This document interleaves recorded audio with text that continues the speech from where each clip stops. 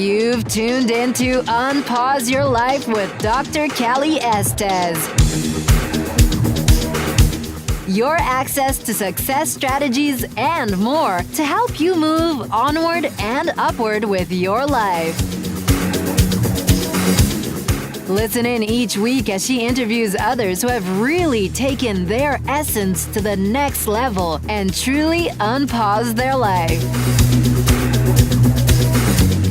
Now here's your host, Dr. Cali Estes. Hey everyone, welcome to the show. This is Dr. Cali Estes, and I am founder of the Addictions Academy, the Addictions Coach, and Rehab Rescue. Welcome to Unpause Your Life. This is a great podcast where we showcase people who have done something extraordinary with their life. I welcome you, and I hope you enjoy all of our guests. On my way, found a reason to wake up another day. Before we get started, let's hear this short message from one of my supporters. All the things that you won't do. Did you know 81% of Americans would like to become a published author? Chances are you might be one of them. What's stopping you? Writing and publishing a book takes a lot of work and is expensive, right? Well, not anymore. For your next book project, or even your first, team up with Hassle-Free Books. They make it so easy to become an author. They remove all of the fuss and struggle and make it smooth and simple. And it's far more affordable than you could ever imagine. Go to hasslefreebooks.com and use promo code UNPAUSE to receive a 10% discount off of any book project. Get started right away and become a published author in as little as 45 days. For your free 1-hour book formula guide, which will show you just how painless it can be to become an author, head to hasslefreebooks.com today. All right. Thanks again for joining me. Let's get started with today's show. Took a walk down the dark road where they said that I shouldn't go. I knew the dangers of... Hey everyone, thanks for tuning in to Unpause Your Life with Dr. Cali Estes, the Addictions Coach and the Addictions Academy. My guest today is Peter DiStefano, musician and guitar rock guru, best known for his work as founding member of Porno for Pyros and his work with Jane's Addiction. Peter has 20 years sober from heroin and other assorted drugs and loves his sober life. Peter believes in honesty and branching off his career to include helping his fellow musicians get sober and live an honest life. Welcome, Peter. How are you today? Wow. Great. How are you? Good, good. What's going on in California? Well, the weather's nice. That's always good. And just playing guitar and excited about art. Okay, let's talk about your current projects. I hear you've got a bunch of things in the works right now. Tell me about the punk rock storybook. Well, I was doing this thing where I was like, I have my band Lance Strong. We've been going strong for like 7 years. And it's 2 DJs and a guitar. And then I was DJing also like gangster rap and trap and dubstep and playing guitar and stuff like that. And that was going really good. And then as an artist, music and poetry is everything. When you DJ somebody else's music and poetry and jam over it, it's incredible and it's fun and everything. But then there's the whole, just like if you were on an island and you had no electricity and all you have is the original classical guitar. The classical guitar was made with wood and cat guts in the beginning. And then as we progressed, we invented nylon plastic and we stopped killing cats and using nylon strings. Then steel was invented, and we made steel stringed instruments, and the cat gut was stopped because of the steel string, but then we missed the sound and the warmth of the cat gut, so we used plastic. So I'm playing a classical guitar now and singing, and I'm going to be doing the history of my life up to now and the future as like a storybook live performance with just an acoustic guitar and myself, like a Bob Dylan, early Dylan type of thing, or Robert Johnson would be a great way to explain it. That's really cool. And you learn something every day. I did not know that the guitar was made with cat guts. I've been around musicians for a very long time, and no one ever bothered to tell me that. That is Well, that's why it's called a gut string guitar. They called it a gut string guitar. Okay. Classical guitar was made in Spain. So, Wow. they had like a factory of house cats and killed them and made guitars. So it's an evil instrument. Oh my God. But that doesn't happen anywhere anymore. Yeah. It would smell and it would go out of tune, and you know what I mean? It's just gnarly. So, and it's just horrible to do to a cat. I have 3 of them. I own 3 cats, so I would never, dream of. I would rather be just like But they did it with drums in Africa. It's all animal skin and wood. It was animal skins or guts with wood. That's how instruments were made until steel was invented. I have an African djembe. Oh, wow. Yeah, it's got the sheepskin top to it. And I was having a hard time here in the States getting it retuned and reheaded because I guess it's a specific type of sheep they use. I don't know. Yeah. So I ended up having to get a synthetic, and it sounds totally different to me. But I guess to everyone else, it sounds the same. Yeah. So, I mean, now it's pretty much vegan. It's just trees, and steel. So going back to the original old-time guitar, which was, made in Spain. The guitar was invented in Spain. I'm using nylon string guitars, nylon picks, and I'm going for that old classical sound, but in a punk rock way.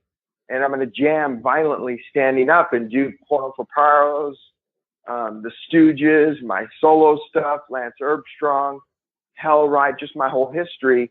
And I'm going to be writing new songs with no effects, nothing, just a guitar, my fingers, and my voice. Oh, wow. And no backing instruments. Yeah. So it's going to be like, I have to use every bit of talent to float this thing. So it's very rewarding for me personally. Being a recovery coach now, nationally certified recovery coach is so satisfying in my soul as well. Well, I was going to ask you about that. So you're around musicians all the time and have been pretty much forever. And I know you're sober. What are you seeing with them? What is the transition? Is there lots of heroin out there right now? Is there cocaine? What are you seeing? I am seeing cocaine, and I am seeing Oxycontin pills. I'm seeing Molly and stuff like that. Mainly because of my age and the people I do sessions for and stuff like that. Mainly cocaine and pills and alcohol. That seems to go with the industry. I mean, even back in the 60s and 70s, it was the cocaine to stay awake, and then the pills to come down to sleep, and then wash, rinse, repeat the next day to get through, and then to be creative on top of it, because there's such a creative element to what you do in the music industry and in the film industry. You've got to be on your game, and you always have to have a new idea and stay ahead of the competition. How do you feel about being a recovery coach and being on that side of it? Instead of in front of the camera, you're kind of behind the scenes. Well, I'm excited to, I guess you would say, be a Robin Hood in, a cutting edge Robin Hood in the recovery business, and help those who don't have the money to do the Betty Ford Center, or don't have the insurance, or don't have the, I want to go after those people and give them a free experience and shot at getting sober. Are you seeing a lot of my that hope from your fan base? Are they reaching out? That's all. Yeah. Yeah. Yes. That's all I see. Sorry for interrupting. I'm just so excited.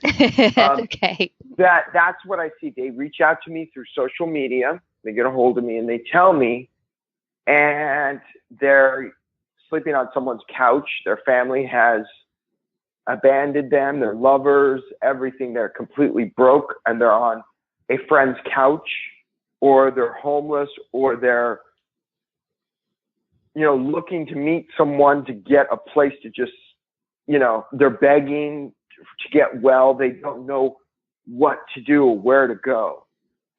When I got sober, I had Porno for Pyros and Warner Brothers and all that stuff. So I went through like 8 drug rehabs. I was spoiled. And so I can't imagine. I was abandoned. My wife had a restraining order on me. I was homeless, actually.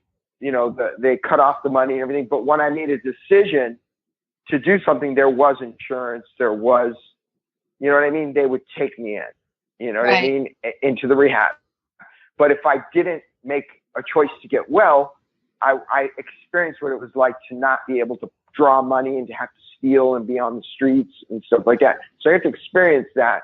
But once I made the decision to go save myself, the resources were there. I can't imagine making that decision and then not having the resources or the money or the insurance to go get saved. And so that's where my passion lies, is in these people that reach to me that don't have insurance and don't have money or 30 grand to go through Betty Ford Center, and to give them a free experience, to give them and their family a chance, a shot. That's a great idea, because that's what I do. I've been doing addiction 21 years and helping people get sober and clean and recovered. And I see now more than ever, the resources just aren't available. We have free resources, but the problem is the free resources take 3 to 4 weeks on a waiting list. So, when that addict decides to get sober, they're not going to wait 3 or 4 weeks. They're going to go get high in that 3 to 4 week time period and either overdose and die or disappear or just decide, I don't want to get clean now. So we have to have the resources available when they're ready, and we don't. On the flip side, people have become in numbers. They've become insurance policies. They're not people anymore.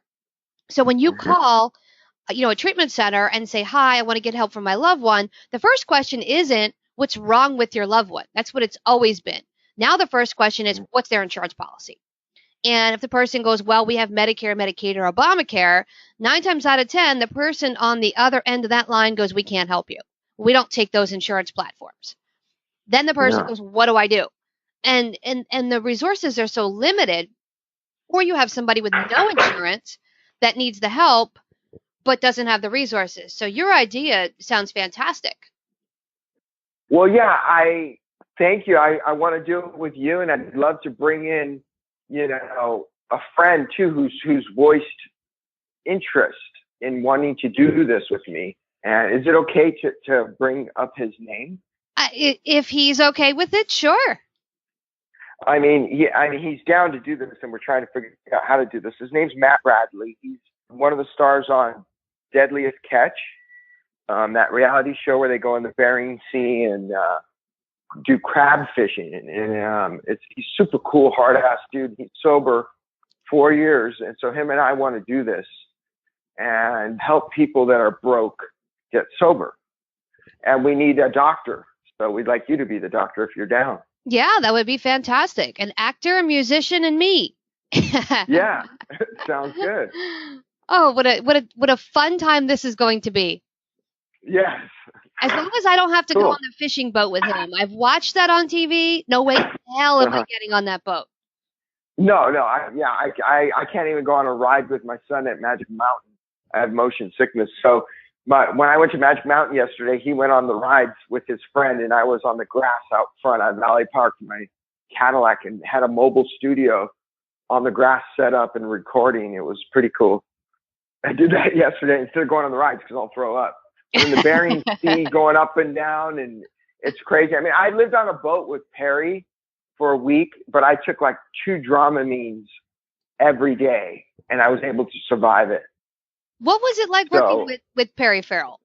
I watch him on TV, and I see how he interacts with people and how he's on 11 all the time. He's just full of energy. No, he's fantastic. There's people that are like Keith Richards, and there's people like Perry, Keith Richards, many people that I know, including management teams, people who can party.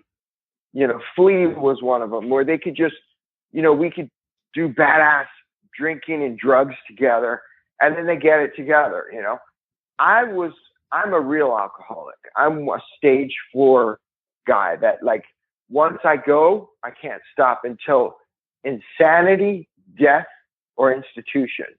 You know, and I take it to the gates, and I'll do anything for it. So I don't understand that, but that's what I am. I'm a stage 4. So what I love about getting my certification with you is that there's the 6 models of treatment, and there's the number 2 model, which is, you know, I believe would have been great for people like Chris Cornell or Chester Bennington, you know, which is moderation therapy. Oh, Matt's calling me in. Can I bring him in on the podcast? Sure, if you want to. Yeah. Let's do that. Let's do something crazy. Hold on. Okay. We're going to be bringing in Matt Bradley from Deadliest Catch, I believe. Peter's on the phone with him right now, so this will be fun and impromptu. Hi, Cali meet Matt. Matt meet Cali. Matt, you're on a podcast. Hi, Matt. How are you? All right. Good morning, guys. I'm doing pretty good. I'm on my way into work. You going on the boat? No, I'm gonna go back on the boat October 4th. But I've got my vape shops that I run when I'm not on the boat, so heading in there right now. Nice. Well, we're on a podcast, and so basically the short of it is we want to do this 501c with you, Matt, myself, and Cali, and we're going to be like Robin Hood. We're going to take from the rich and give to the poor. We're going to put people who can't afford to go through rehab, you know, to get a chance like we got, because we had insurance and money to help us, you know, and the industry, where we're going to help people who don't. I paid cash out of my pocket last time for treatment. 10 racks. I had to borrow the money, and boy, they were praying to God that I got clean that time. Believe that. Yeah. It can be expensive. It can be extremely expensive. Oh, are you guys, is this all going to air? This is pre-recorded. I had Peter on to discuss his music work, his body of work, and then how he's transitioning into recovery coaching. So he just kind of threw you into the fire as we're live. Tell us who you are. All right. So, hi, I'm Matt Bradley, recovering addict. Some of you might remember me from the TV show Deadliest Catch, which I'm still a huge part of. Getting pretty close to October 4th here. I'm going to fly back up for the 2017 king crab season and our 14th season of Deadliest Catch. Congratulations. Wow, that's fantastic. Are you still on the boat? Pretty amazing. Yeah, I'm still on the boat. I took a year off to do some entrepreneuring, if you will, and take some time for myself, for the family. I own a couple of vapor stores here in Seattle, Washington, with some really good friends of mine who are also in the program. So it keeps me very well grounded and very busy. Oh, awesome. What's it like being on one of those boats when it's like rocky and stormy, and is it scary like it is on TV? You know, it's got those moments where you definitely know there's a higher power out there. I haven't had so many incidents where, you know, like it makes you step back and go, is this really worth the money and the time away from family? You know, like it scares you. You know, the TV show is just like a very small glimpse into our lives. I mean, if you were to take all 13 seasons that have aired, you might have one full king crab season and one full paleo crab season, the 2 seasons that the cameras are usually there with us. You know, they film a king crab season, they might shoot 250 hours of tape on our boat alone.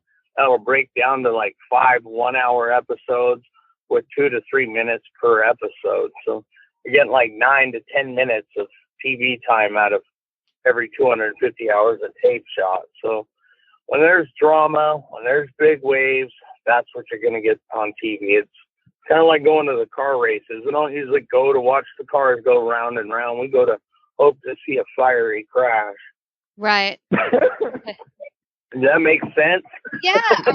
Are there times where you get sick of the cameras, where you're just like, just give me, you know, some space and kind of get out of my face? Or Oh, absolutely. I mean, I'm pretty patient and tolerant these days, but when you've got, our boat was designed for a crew of 4 and a captain, so 5 people. These last 2 seasons that they've filmed, they've had extra people on the boat and the camera crew and all their equipment. So we've had like 11 people on board, and 11 people on one bathroom. That alone is enough to tick a guy off. We've had camera guys, try to create drama that wasn't there. Yeah. A quick example was as I was back on the stern of the boat, 40 feet away from everybody else, kind of muttering under my breath, forgetting that I have a microphone on.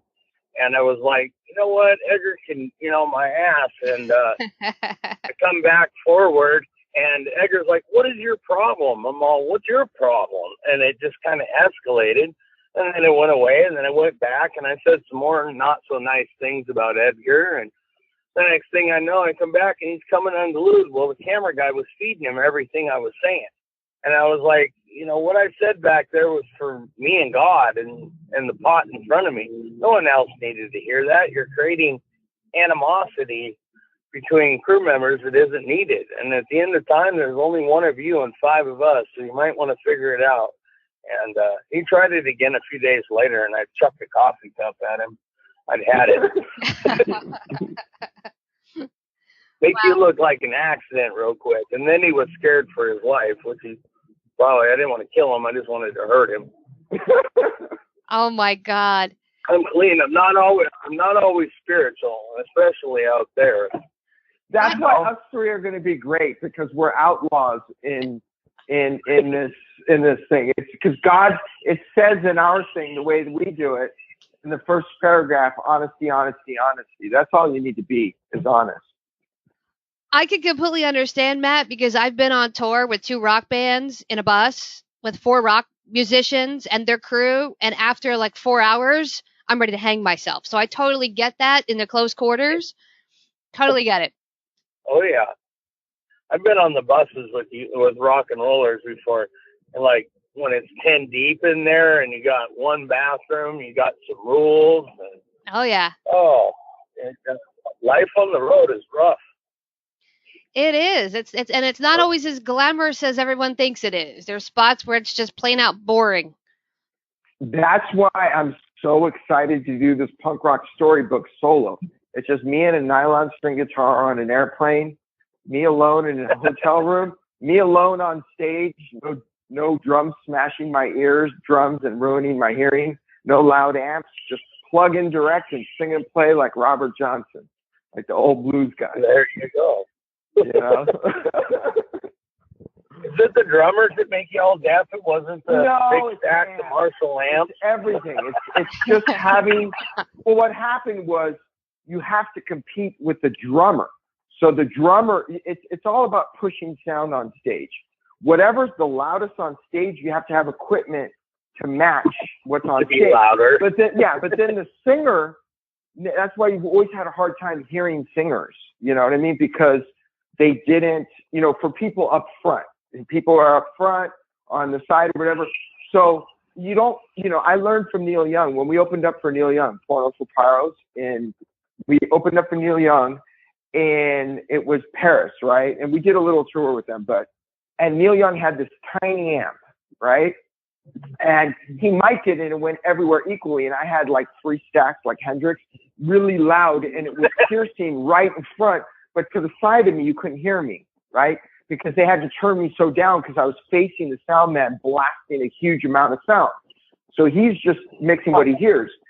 So then when I played Woodstock, to this day, the biggest festival of all time, 350,000 people out front, simulcast around the world, I played with one little Fender amp with one speaker, because it was mic'd and it went everywhere, and it's fucking badass. So you don't really, you should be as loud as the singer. You know what I mean? You shouldn't be louder than the singer, so he has to scream and put in ears to hear himself, There's a way to kick ass. It's called a PA system. You don't have to kill yourselves. Just go into the PA system at the same volume as the singer. Then everybody gets to save their ears, and then you get to go out. And there's a way to do it for a drummer. You can use electronic kits now where you hit it and then you can control the sound. You can use, or play like a jazz player. Jazz players had to use their wrists, Buddy Rich and stuff. They had to use their wrists to kick ass, because they couldn't use their whole arms because, you don't want to kill the singer. You had to be beneath the singer. So you would play with your wrists. And they were more badass anyway because they could do tricks and go really fast and kick ass and do all this shit because they're just using their wrists. Oh, wow. Right. So, So anyway, enough of that. Let's do this thing together. Let's start a 501c. We can call it Robin Hood Recovery. You know what I mean? And let's take from the rich and give to the poor and help save some lives. Sounds amazing.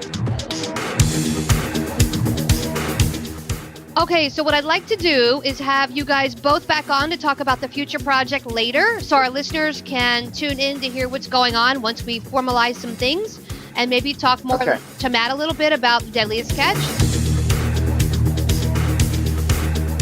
So this is Matt here, still from Deadliest Catch. I just want to say thank you, everybody, for tuning in. And your warning room where I'm at in my recovery, we just celebrated 4 years a couple of days ago. I'm actually going to get my coin this Thursday night from my sponsor, my home group, And I really believe that recovery isn't for people who need it. It's for people who want it, because if it was for people who needed it, well, we'd all be in some kind of 12-step program, You really got to want this. And, this time for me, after 15 years of being in and out of the program and more in than out, some things have changed through multiple relapses, and with each relapse, I've kind of been able to redefine my recovery and what it was going to look like to me. So I really feel super strong today. I have a sponsor who has a sponsor. I go to meetings regularly. I've worked the steps multiple times.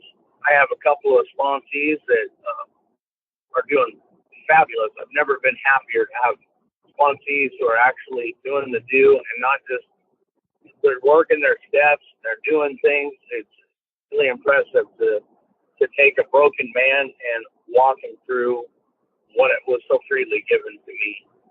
So stay tuned for some season 14 of Deadliest Catch in the springtime. And I'm sure I'm going to be back on this podcast sometime soon. Absolutely, and Cool. Thanks for coming on. Glad to have you. You guys are super welcome. Recovery, can you feel it? I can. Very cool. I love it. Love it. Okay, this is Peter DiStefano. I'm in the band Porno for Pyros, Lance Armstrong, Hellride, and I do a lot of film music. I am very excited about being a nationally certified recovery coach because there's two ways that the courts give you, or a lot of my friends that have killed themselves were given. It was either abstinence with a program or you're out. You take away your dignity. Where I want to, with Dr. Cali, use her 6 models of treatment.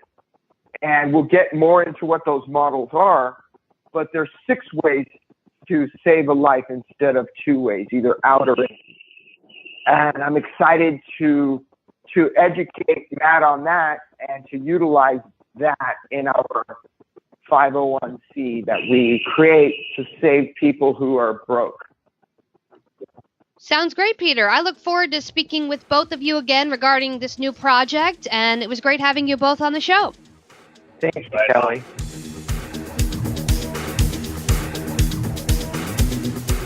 Hey, everyone. Thanks again for listening. I really hope you enjoyed the show today. Head on over to iTunes and Apple Podcasts and leave a comment or review of what you think. Or contact us at 1-800-706-0318. If you want to be on our show, feel free to email or call. And if you have a topic, feel free to email or call as well. Thanks for listening to Unpause Your Life. For show notes and more, head on over to unpauseyourlife.com.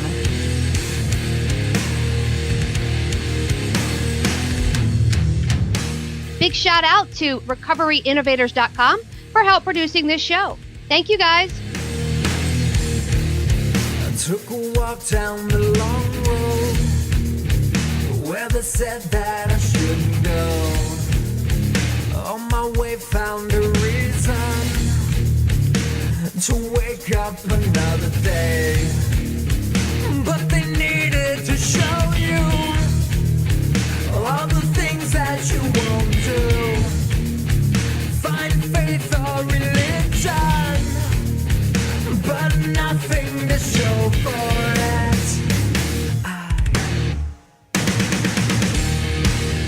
No need to escape in love with my pain. I may be weak, but I'm alive, still alive, and I won't be bound by your mistake. No, I won't be your enemy, trapped at the gate.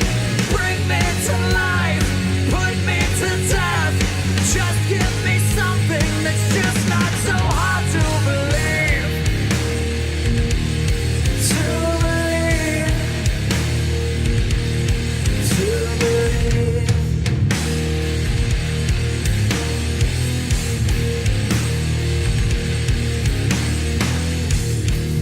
I took a walk down the dark road where they said that I shouldn't go. I knew the dangers of flying. Now I'm so far from sight.